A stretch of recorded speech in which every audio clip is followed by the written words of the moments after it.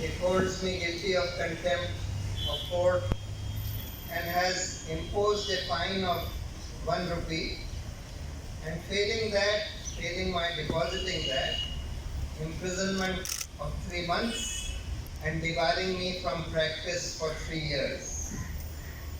I had already said in my first statement to the court, and I quote, I am here to cheerfully submit to any penalty that can be lawfully imposed upon me for what the court has determined to be an offence and what I consider to be the highest duty of a citizen.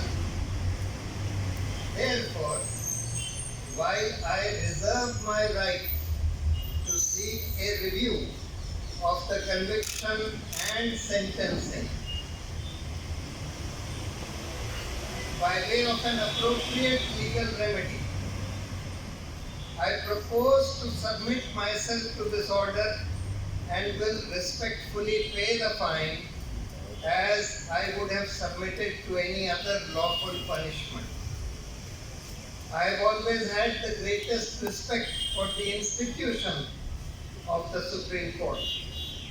I have always believed it to be the last bastion of hope, particularly for the weak and oppressed, who knock at its door for the protection of their rights, often against a powerful executive.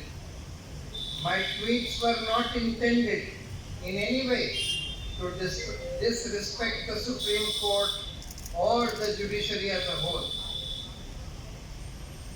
but were meant to express my anguish at what I felt was a deviation from its sterling record. The issue was never about me versus the Supreme Court, much less me versus any honorable judges. When the Supreme Court of India wins, every Indian wins. Every Indian wants a strong and independent judiciary. Obviously, if the courts get weakened, it weakens the republic and harms every citizen.